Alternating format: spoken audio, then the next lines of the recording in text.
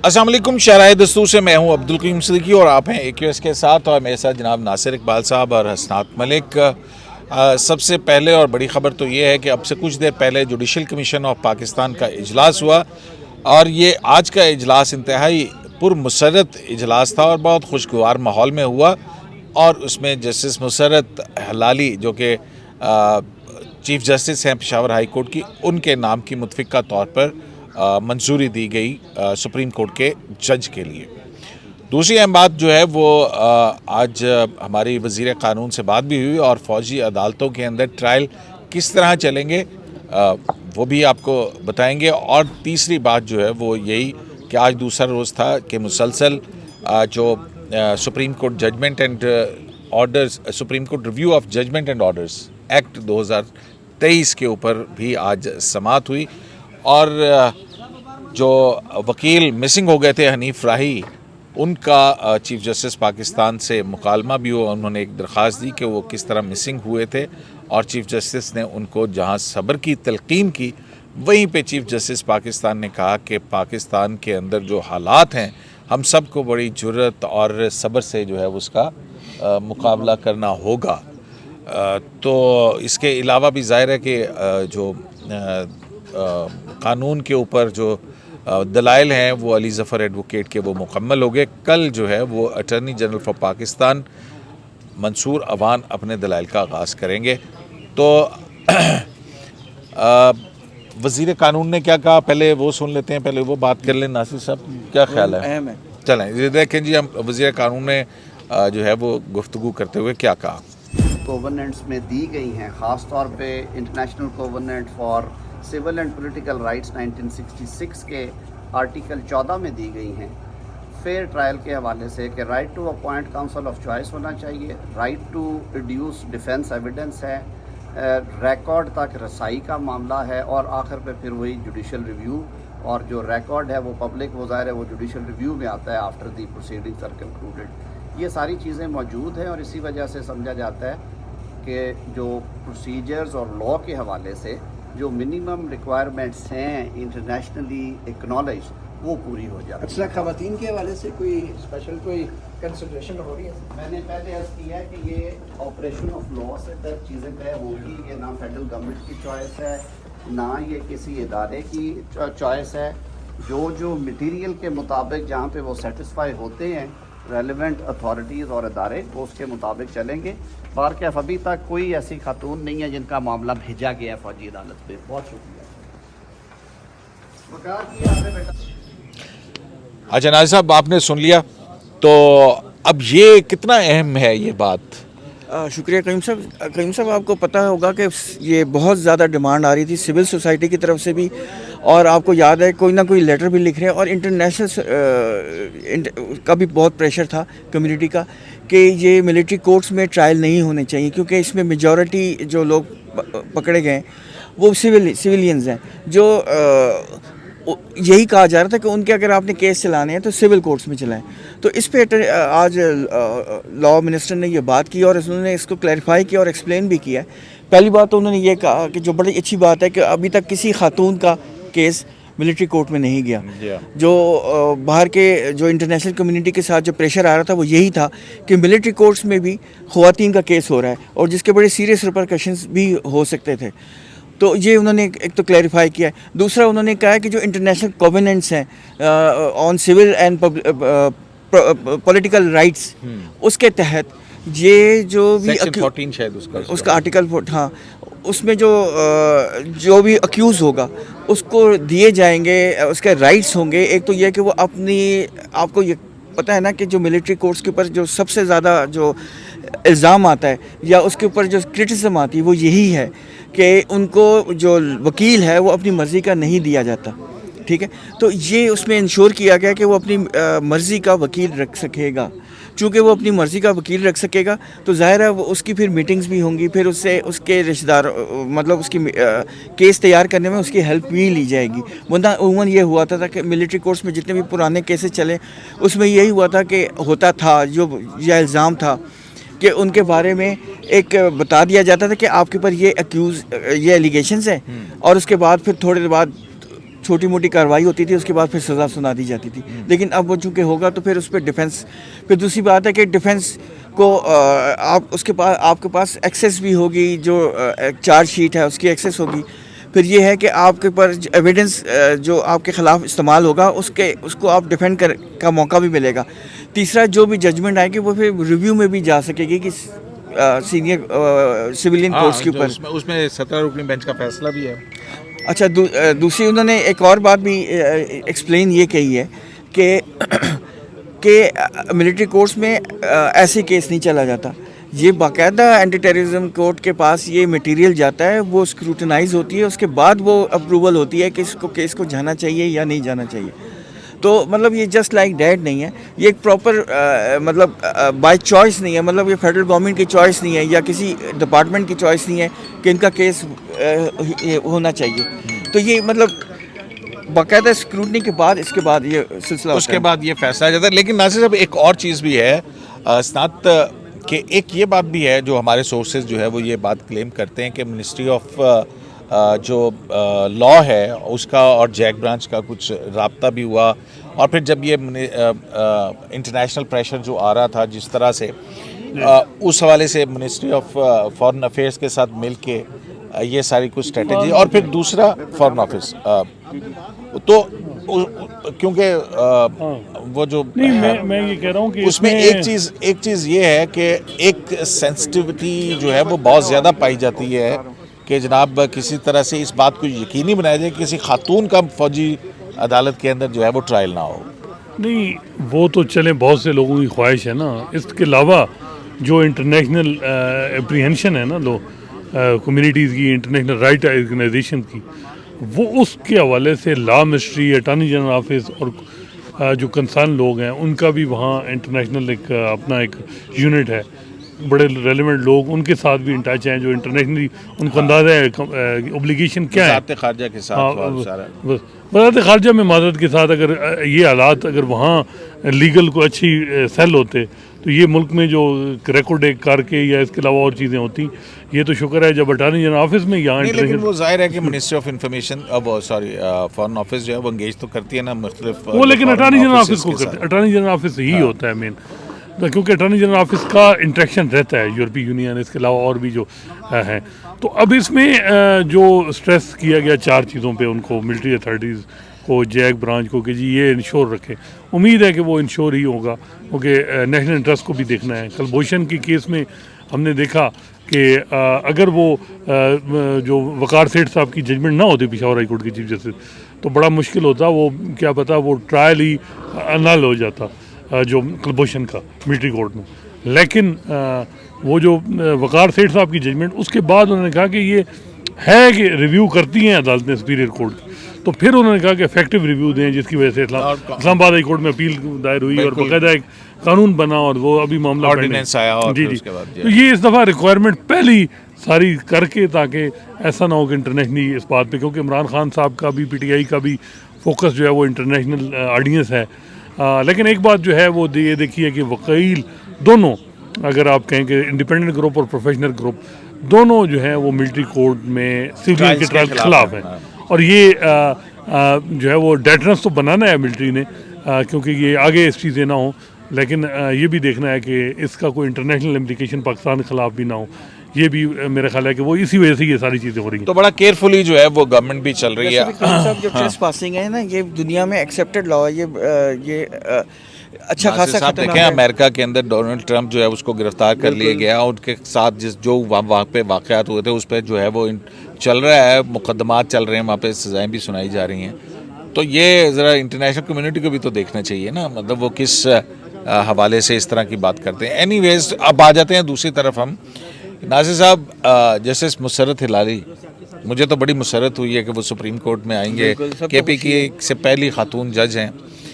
تو آج کے اجلاس کے اندر کیا ہوا, سنا آپ کے پاس بڑی خبریں ہیں؟ نہیں, کوئی خبر نہیں, وہ وہی خبر ہیں جو آپ کے پاس بھی ہیں.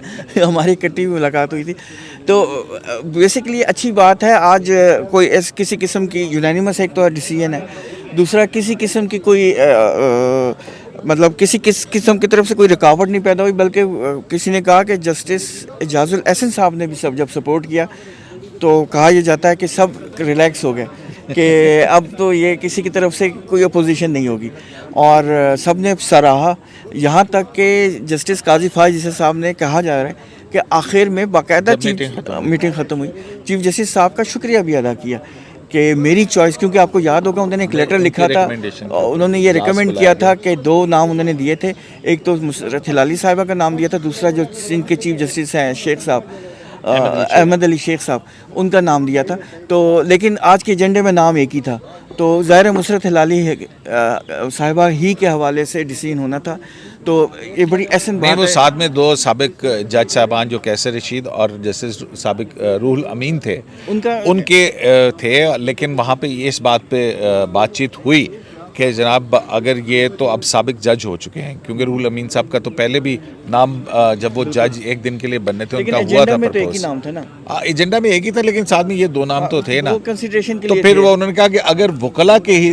کیونکہ آپ کو پتہ ہے نا قاضی امین صاحب جو ہیں جب سپریم کورٹ کے جج بنے تھے ریٹائرڈ ہو کے جج، ان کو وکیلوں کے کوٹے کے اوپر جو ہے وہ جج بنایا گیا تھا، تو اس کی مخالفت بھی ہوئی تھی، تو اب بھی یہی موقف جو ہے وہ سامنے آیا، تو پھر اس کے بجائے ہاں تو کسی وکیل کو اگر لینا ہے تو پھر سپریم کورٹ کا جج کے طور پہ اس کو لیا جائے، تو اس لیے وہ 2 نام پہ سنا غور ہی نہیں ہوا۔ ہاں مطلب بیسکلی یہی ہوا، لیکن ایک اچھی بات ہے کہ اب سپریم کورٹ میں 2 خواتین جج ہو جائیں گی، پہلے جسٹس عائشہ ملک صاحبہ آئی تھیں جو کہ ایک اچھی ایڈیشن تھی، اب یہ دوسری مسرت ہلالی صاحبہ آئیں گی، تو اس سے پاکستان کا امیج بھی اچھا ہوگا، اور آپ کو پتہ ہے بہت سارے لیٹیگینٹس میں خواتین بھی شامل ہوتی ہیں، اور ان کے جو ایشوز ہوتے ہیں وہ ہم جو مرد ہیں وہ اس طرح کو ریئلائز نہیں کرتے، آلدو جج نے تو ایک جو فیکٹس سامنے اس کے آتے ہیں یا جو ایویڈنس ہوتے ہیں اس حساب سے ڈیسائیڈ کرنا ہوتا ہے، لیکن جو پرابلمز جو فیس کری ہیں وہ اس کو خاتون ہی سمجھ سکتی ہے، تو یہ ایک اچھی ایڈیشن ہے، یہ ایک اچھی ثابت ہوگا۔ تو چلیں ناظرین پہلے نہ ایک دم آپ ججمنٹ دے دیا کیجیے، دیکھتے تو لیں کہ کتنے اچھے ثابت انشاءاللہ ہوتے ہیں، اچھا ہوگا، ہمیں اچھی کی امید رکھنی چاہیے، آپ تو ہمیشہ جو ہے نا آپ کو ہمیشہ چیز پہ ڈاؤٹ ہی رہتا ہے۔ ڈاؤٹ نہیں رہتا، میں کہتا ہوں کہ ابھی آنے تو دیں نا، ہم دیکھیں گے کیسے فیصلے ہو رہے ہیں، پھر اس کے بعد ہوگا نا، اب دیکھیں کہ کتنا انڈیپینڈنٹ جج ہو سکتا ہے، وہ دیکھنے والی بات ہے۔ ابھی پریکٹس اینڈ پروسیجر ایکٹ جو ہے بل کی سطح پہ جس بینچ نے کیا اس کے اندر بھی ایک خاتون جج صاحب ہیں، تو صحیح ان کے بارے میں یہ مشہور تو ہے کہ کافی خاصی انڈیپینڈنٹ ہیں اپنی سوچ میں، حالات میں تو انڈیپینڈنس بھی بڑی ضروری ہے نا۔ ہاں یہ سپریم کورٹ قانون تو قیوم صاحب جو وکیل ہوتے ہیں سامنے پیش ہوتے ہیں وہ بتا دیتے ہیں، جو ہے نا دل اور دماغ جو ہے وہ ایک جگہ پہ قائم ہو نا، تو ایشو نہیں ہوتا۔ باقی یہ جو تھیوری ہے نا کہ موسٹ کمپیٹنٹ یہاں ہیں، تو موسٹ کمپیٹنٹ ججز ہی جو تھے ان کی ہی ججمنٹ بہت زیادہ کنٹروورشل ہیں، تاریخ کے ورسٹ ججمنٹ کو ان کو ڈکلیئر کیا جا رہا ہے، مثلاً آپ کے سامنے ریسنٹ پاس میں جو 63A کی ججمنٹ ہے۔ نہیں تو آپ یہ تو نہ کہ جی وہ نہیں وہ 63A میں کیا نہیں ٹھیک ہے، جو نہیں ٹینڈنسی ہے کہ ری رائٹنگ جو ان کے اپنے فیلو ججز کہہ رہے ہیں کہ بھئی this is tantamount to rewriting the constitution, تو وہ جو جورسپروڈنس تھی نا وہ اس کو کوئی کسی نہیں، اب دوبارہ جو ہونے جا رہا ہے ریویو کے حوالے سے جو ایکٹ آج ہیئرنگ ہو رہی ہے 2 دن سے، اس میں بھی جو ہے کہ وہ ایک مائنڈ سیٹ جو جوڈیشری کا ہے اب وہ اس کے اوپر آتے ہیں۔ حسنات یہ بتائیں نا کہ اب جو ہے جو آپ کہتے ہیں کہ دھڑے بندی یہ چل رہی ہے، یا میں کہتا ہوں کہ اختلاف رائے ہے ججز کے اندر، اور ہمارا اس بات پہ ہمیشہ اختلاف رائے ہے کہ کوئی دھڑے بندی نہیں ہے، میں کہتا ہوں کہ ایک اختلاف رائے ہے، سوچ کا جو ہے وہ اختلاف ہے۔ تو اب آپ کا کیا خیال ہے کہ اب جو سپریم کورٹ جو ہے وہ 8 ہو جائے گی یا کیا ہوگا؟ مطلب 8 ادھر اب کیا آپ سمجھتے ہیں کہ یہ کہ کس طرح کی صورتحال آپ کو نظر آ رہی ہے؟ دیکھیں یہ اور طرف جائے گا معاملات؟ یہ جو ہائی کورٹ کا چیف جسٹس بن کے سپریم کورٹ میں آ رہا ہے وہ ذرا ڈفرینٹ اس کا ہے کہ وہ انڈیپینڈنٹلی یا جو بھی کہیں، جو جونیئر ججز آتے ہیں وہ موجودہ چیف جسٹس کے ساتھ ہیں۔ اب چیف جسٹس صاحب کے ساتھ جو 8 ججز کا وہ انہوں نے خود ہی علیحدہ کیا گروپ دھڑا، وہ اس کو 2 دفعہ کیا نا، قاضی صاحب کا ایک آرڈر تھا اس کو ڈسکارڈ کروایا، جو ایک پہلے 6 بنے وہ جو رجسٹرار نے، اور اس کے بعد جوڈیشل آرڈر سرکولر کے ذریعے کیا، supreme court practice and procedure act میں بھی ریویو کرنے میں جو اسٹے دیا گیا وہ 8 ججز نے کیا۔ 8 میں سے صرف چیف جسٹس اور جسٹس اعجاز الاحسن کے علاوہ جو 6 جج ہیں وہ جونیئر ججز تھے جو ہائی کورٹ کے تھے وہ آئے۔ جسٹس مسرت ہلالی جو ہیں وہ پشاور ہائی کورٹ میں بڑے کم عرصے کے لیے رہی ہیں، لیکن وہ چیف جسٹس رہی ہیں، تو امید یہی ہے کہ وہ جو ہے وہ آپ کہیں کہ 8-8 سے اب سچویشن یہ برابر ہو جائے گی، اور اب chief justice Umar Ata بندیار retire ہوں گے، اور اپنی نام جو اپنی ان کی مجھے نہیں لگ رہا، کیونکہ ابھی ایک جوڈیشل کمیشن کے ممبر سے بات ہو رہی تھی، میں نے کہا جی دوسری اپوائنٹمنٹ، میں نے کہا جی وہ چھٹیوں کے بعد ہوگی، اب چھٹیاں ختم ہو رہی ہیں ستمبر کے 9 کو ہوتی ہے نیا عدالتی سال، تو پھر اس کا مطلب ہے کہ چیف جسٹس اگلے چیف جسٹس جو ہیں وہ نئی اپوائنٹمنٹ کریں گے. تو یہ میرا خیال ہے کہ چیف جسٹس صاحب جو ہیں ایک تو وہ یہ ہے کہ بیلنس چیزیں ہو جائیں گی، کہ یہ جو تھا کہ سارے جونیئر جج ہی بھرتی کیے جا رہے ہیں، کورٹ پیکنگ ہو رہی ہے. سپریم کورٹ کے لیے اچھا شگون ہے کہ سپریم کورٹ. ناصر صاحب آپ کے خیال میں یہ ایڈیشن جو ہے، یہ جو ایک تقسیم ہمیں نظر آتی ہے، اس میں کس طرف جائے گی؟ دیکھیے میں تو آپ کو یاد ہے، میں نے آپ کو پہلے بھی پروگرام میں کہا تھا کہ مجھے تقسیم نظر نہیں آتی. سارے ججز انڈیپینڈنٹ ہیں، اور یہ آپ نے اپنی آنکھوں سے خود بھی وٹنس کیا ہے. اور اسی بینچ میں جو آپ کہتے تھے کہ یہ لائک مائنڈڈ ہے، اس میں ڈسنٹ وائسز بھی آئی ہیں. تو میں اس پہ بلیو ہی نہیں کرتا. یہ ججز انڈیپینڈنٹ ہوتے ہیں، اور مطلب وہ اپنے جو ججمنٹ دیتے ہیں یا جو بھی مٹیریل ہوتا ہے، وہ جو بھی ان کو سمجھ میں آتی ہے، جو بھی کیس ان کے سامنے ہوتا ہے، وہ اس حوالے سے ٹھیک ہے. یہ میں مانتا ہوں کہ جس طرح دوست ایک دوسرے کے ساتھ بیٹھتے ہیں تو کچھ کے ساتھ زیادہ ہوتی ہے، کمفرٹیبل ہوتا ہے، کوئی کسی کے ساتھ کم کمفرٹیبل ہوتے ہیں، لیکن ڈیسیجن میکنگ میں یہ دھڑے بندی نہیں چلتی. نہیں تو لیکن ناصر صاحب یہ پھر مستقل 3 جج صاحبان ہی کیوں ہوتے ہیں؟ میں نے اس کا جواب پہلے بھی دیا ہوا ہے. یہ سوال آپ ہر پروگرام میں کیوں کر رہے ہیں؟ اس کا سوال ہم 100 دفعہ ایک ہی بات کو آپ روز نہ کیا کریں نا، کوئی نئی چیز آپ کریں. نہیں میں چاہتا ہوں کہ آپ کوئی نئی چیز بتائیں. نہیں کوئی نئی چیز نہیں ہے. اچھا جب ہوگی تو میں خود بتا دوں گا. اچھا ٹھیک ہے. تو آج پھر وہ جو حنیف راہی ایڈوکیٹ جو ہیں، وہ جو گمشدہ ہو گئے تھے، انہوں نے بھی سنا ہے کوئی درخواست دی، اور چیف جسٹس پاکستان سے جب انہوں نے کہا کہ جی آپ مجھے سن تو لیں، تو انہوں نے کہا کہ راہی صاحب آپ آئیں میرے چیمبر میں، مجھ سے ملاقات کر لیں، اور باقی آپ صبر کریں. تو یہ بڑا دبنگ فیصلہ نہیں دیا کہ راہی صاحب صبر کریں؟ بیسیکلی کہا تھا کہ ہم ایک جو ملک ہے، جو اس وقت ملک کی سچویشن ہے، وہ ایک ٹرانزیشنل پیریڈ ہے. اس میں ہمیں فورٹیچیوڈ، کریج، یعنی اس سے نمٹنا ہوگا، اور ہمیں بجائے اس کے کہ کمپلینٹ کرنے کے ہمیں صبر کرنا چاہیے. یہ ٹھیک ہے، یہ انہوں نے کہا تھا. ناصر صاحب کوئی عدالت کے سامنے مسنگ پرسن جا رہا ہے، جا کے اپنی بپتا سنا رہا ہے، اس کو آگے سے جج صاحب کہیں اور ملک کا چیف جسٹس جو ہے وہ کہ صبر کر یار، اس پہ اس کا کیا مطلب؟ تو یہ پٹیشن ابھی فائل تو نہیں ہوئی تھی نا. یہ تو ٹھیک ہے، مسنگ پرسن ایک سیریس مسئلہ ہے. مسنگ پرسن کے رائٹس لب ہوتے ہیں، وہ اس کو سب سے زیادہ پرائیورٹی دینی چاہیے. یہ تو میرا شروع سے ہمیشہ سے یہ پوائنٹ آف ویو ہے. لیکن اختلاف کر رہا ہے آپ سے. اٹارنی جنرل صاحب کو بھی کہا گیا ہے کہ اس کیس کو دیکھیں. اب دیکھیں اس میں کیا نتیجہ نکلتا ہے. ہو سکتا ہے نماز اور صبر سے ہی مدد مانگو، یہی کہا گیا ہے. وَاسْتَعِینُوا بِالصَّبْرِ وَالصَّلَاةِ. اور آج ناصر صاحب مجھے بتا رہے تھے کہ کوئی تو پھر عدالتی نظام میں پیٹ دیتے ہیں، سارے صبر کر کے بیٹھ جاتے ہیں. کس کا آپ کہہ رہے تھے کہ جی انہوں نے کہا تھا کہ صبر، تو اس کی امپلیکیشن کیا ہوئی تھی؟ آپ بتا رہے تھے کہ صبر جو ہے جو کرتا ہے وہ من صبر ظفر. ٹھیک ہے. کیا نہیں، وہ ہمارے ایک بات ہو رہی تھی، لیکن وہ کسی اور معنیوں میں ہو رہی تھی، وہ کنٹیکسٹ ڈفرینٹ تھا، لیکن ہم آپس میں بات کر رہے تھے. میں ان سے یہ کہہ رہا تھا کہ صبر کا، جیسے میں نے نواز شریف صاحب کا وہ دیا تھا کہ انہوں نے صبر کیا تھا، اور اس صبر کا دیکھیں کیا نتیجہ نکلا کہ جن لوگوں نے ان کے اوپر انگلی اٹھائی تھی اس کے خلاف کیا کچھ ہو گیا. میں یہ کہہ رہے ہیں کہ جو چیف جسٹس صاحب بھی صبر کر رہے ہیں اور اپنا سارا معاملہ یا جو بھی ہے وہ اللہ کے سپرد کر رہے ہیں. تو جو چیف جسٹس صاحب کے ساتھ یا کسی کے ساتھ بھی، اب راہی صاحب کے ساتھ جو ہوا، تو وہ بھی پھر پریکٹس اینڈ پروسیجر بل ہی تھا، تو یہ صبر نہیں ہوا اور وہ اس پہ اسٹے کر دیا. نہیں، یہ تو ہے ان کا جو پورا ٹنور ہے، اس نے دھڑے بازی نے، میں ناصر صاحب کے اتفاق نہیں کرتا کہ وہ دھڑے بازی نہیں کی، پوری انہوں نے جم کے دھڑے بازی کی ہے، اور اس کا ہی ان کا نقصان، ان کا پورا ٹنور اگر دیکھیں جو تباہی ہوئی ہے. میں بھی ہاں، تو دیکھیں نا، وہ یہاں کوئی ایسے تو نہیں ہے نا، کوئی پنچایت، یہ کوئی برادری کی لڑائی تو نہیں ہوتی کہ میں دھڑے بنا کے، اس کی وجہ سے ہی ان کا نقصان ہوا ہے. اور میرا خیال ہے اس کے علاوہ ان کے ٹنور میں کچھ نہیں ہے، صرف ایک ہی ہے جو ڈومیننٹ رہا ہے، ان کا ٹنور خراب بھی رہا ہوا، وہ دھڑے بازی، جس کی وجہ سے انہوں نے سینئر ججز اگنور کیے. اپنے جو من پسند جج لائک مائنڈیڈ جو تھے ہم خیال جج تھے جب ان کے ساتھ جو لائک مائنڈیڈ بیٹھے ہوتے ہیں وہ جب کیس میں مزے کی بات ہے ایک قسم کے رماس آ رہے ہوتے ہیں. ایک دفعہ پتہ آپ کو 2 دن سے لگ رہا ہوگا آپ تو نہیں آتے آج تو جناب جسٹس منیب صاحب نے تو totally different point of view لیا ہے.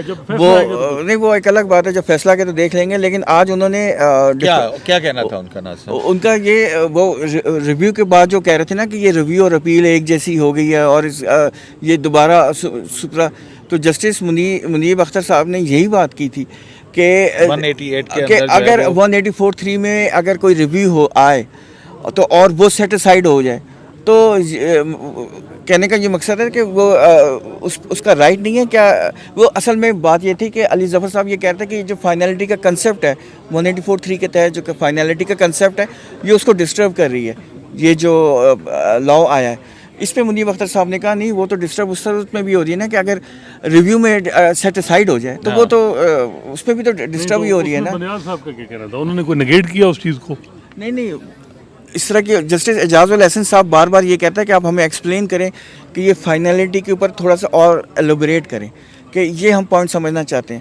نہیں تو وہ مطلب ہے کہ علی ظفر صاحب کا یہی موقف تھا نا ناصر صاحب کہ یہ ایپیکس کورٹ ہے اور اس کی جو ججمنٹ ہے وہ فائنل ججمنٹ ہے اور وہ ریویو کا انہوں نے جو اپنے اوپر رکھا ہے کہ بہت ہی کوئی error floating on the surface of the record ہو. ان کا یہ پوائنٹ آف ویو ہے لیکن وہ کہتے ہیں کہ یہ آئین میں ترمیم کے ذریعے آپ اس کی جورسڈکشن ایکسٹینڈ کر سکتے ہیں. حنیف رائی صاحب کا بھی یہی موقف ہے جس کی وجہ سے وہ غائب ہو گئے تھے. لیکن آپ کو پتہ ہے ابھی ہم جو بیٹھے تھے اس پہ یہ لکھا ہوا ہے کہ بائی لا تو اس میں کانسٹیٹیوشن نہیں لکھا ہوا نا. آرٹیکل 188 کے اندر ایکٹ آف پارلیمنٹ اور لا اور پھر سپریم کورٹ ہاں کانسٹیٹیوشنل امینڈمنٹ تو نہیں لکھا ہوا نا. تو آپ کو کیا لگتا ہے کہ کس طرف جا رہا ہے اور کل اٹارنی جنرل جو ہیں وہ کیا کہیں گے؟